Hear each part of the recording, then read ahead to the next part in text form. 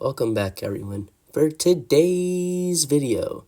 Today I'm going to be going over a brief tournament I played earlier this evening called the Friday Night Action Quads, and it's held by the Georgia Chess Club. They do this every week, alternating between quads and just Friday Night Face-Off, where you aren't in a quad and you just play random people within your rating range. And normally I can't play in this tournament because I have a weekly commitment on Friday, but it got moved just to a different day, so I seized the opportunity to play in the Friday night quads and see how I did.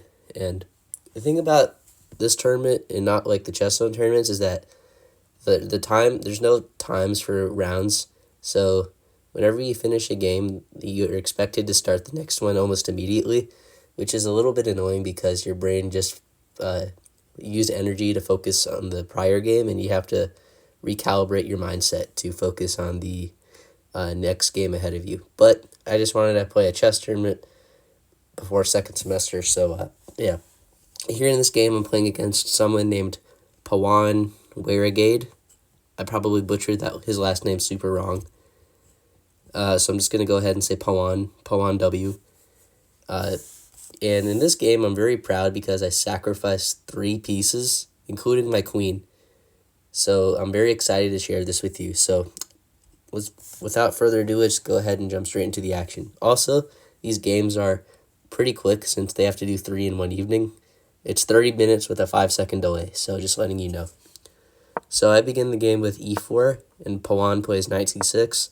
d4, e5, and Nimzowitsch defense with knight c6 is pretty rare because you allows white to just kick the knight back like this, knight c to e7, and then you just develop, and then most people just reroute the knight like that, and then after knight f3, you continue developing moves like this. This is the approach of the Nimzowitsch defense, but it's not that popular. But instead of going d5, I go knight f3, which transposes into the Scotch. And here he already plays a mistake. He plays knight f6, which I knew wasn't a move. And the best move here, or one of the best moves, is to go d takes e5. And after knight takes e4, I play bishop c4. And I have a threat. I'm threatening bishop takes f7, and then queen d5, or even queen d5 right away is even stronger. So let's say black just develops normally. Black's already lost after this because I fork the knight and checkmate. So the best black can do is to go here, but after you move your king somewhere, they have to defend mate, and then you would just take the knight. So just pointing that out. So he plays queen e7, which was another weird move. He's playing the opening really poorly, in my opinion. So I castle, and he plays knight c5, and on move 7, I'm already pretty much completely winning because I don't even know what this opening is, bro.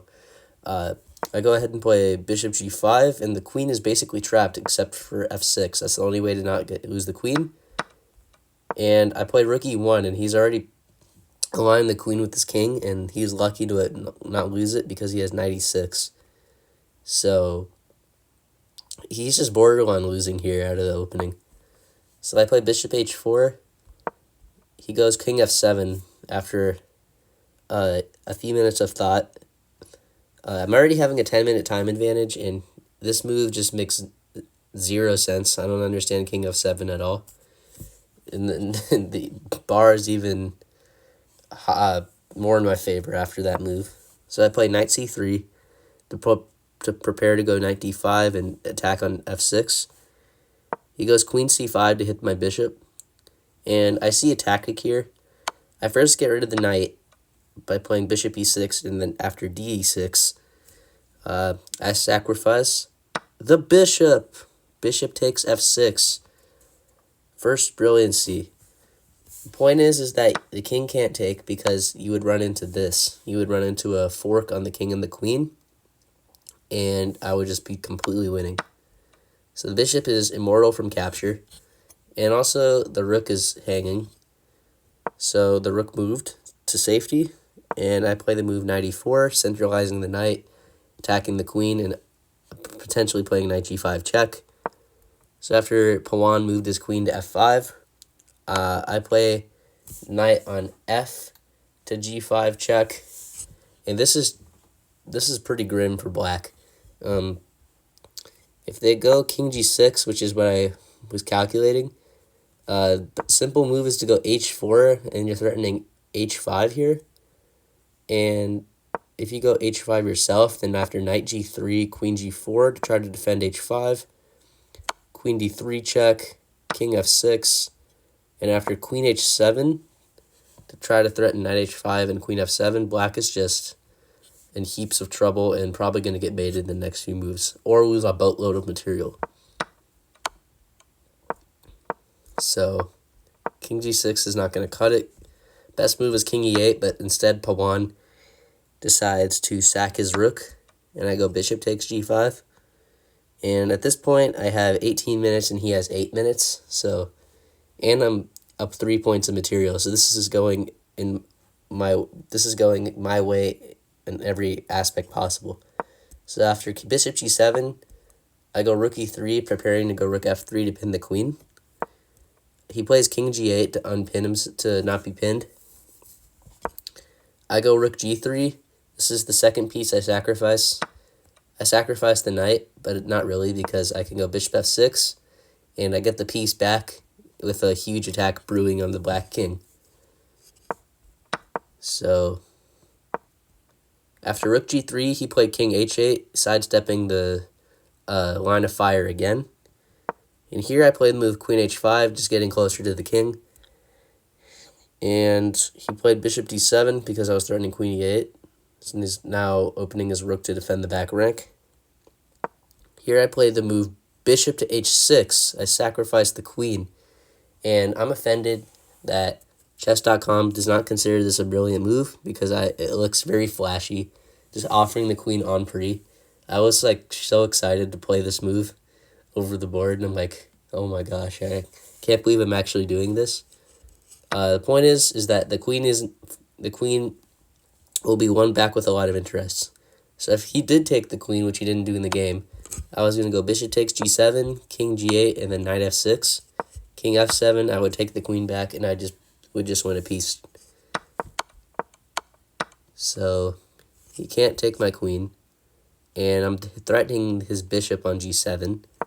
So he tried to move bishop to e5, and I was a little bit scared here because a lot of things are hanging. My rook's hanging, my queen is hanging, is undefended, and my knight's hanging. So I was even a little bit worried that I blundered my advantage and I have to give some material back. So I was first thinking of moves like rook h3 and queen e4. I was thinking like bishop g7, but then I realized that the queen defends h7, so that didn't work. Another idea was I was trying to go knight g5, which actually is good, but after bishop takes rook, I was looking at knight f7 and seeing if there was some sort of mate, but there wasn't any. So after a few minutes of thought, I end up trading queens, but the top move here is rook g5. And you might be thinking that this is a free knight, but the point is to infiltrate on f7, and you have a ton of threats. Threats of rook g8 or queen g8. Bishop g7 is the immediate threat to go for a mate on g7. And the best black can do is to just sacrifice the queen and survive for a few more moves before the inevitable happens. But I instead play queen f5. I just trade him, like I'm already up in exchange, and it's fine. So I take, he takes back. And then I go rook d3, saving my rook and counterattacking Pawan's bishop. Pawan played bishop e6, and here he has 1 minute on time, and I have 9. So I'm either going to flag him or just win the game based on material. So I played knight c5 to hit his bishop. He played bishop c4, rook d7, b6, knight d3. And here he played bishop e6, and if you look carefully, my rook is actually trapped. It can't go anywhere. But I was lucky to have this move, knight takes e5. And if he takes my rook, I would just have 2 minor pieces for the rook, which is more than enough compensation. And if he were to do this, this is even worse because I would go rook e7, and I would skewer the bishop and the knight. So, in fact, after knight takes bishop, Pawan resigned the game, and I started the quad with a very flashy win, a win I'm very proud of, especially with the 3 sacks. Unfortunately, the queen sack wasn't brilliant, according to chess.com, which is a bummer because that was my favorite move the whole game. But nonetheless, we still won the game, and I'm going to go ahead by showing the accuracy here. 91 to 81.5. It was basically lopsided in my favor the whole time. Like, Pawan just played the opening really poorly, and he didn't really have a chance after I capitalized on his, I punished his weird opening. So, go ahead and say thank you guys for watching. If you like content like this, please don't forget to smash that subscribe button below. Leave a comment. Let me know what you think of my videos, and if you want to see future content like this, have a great rest of your day or night. Bye.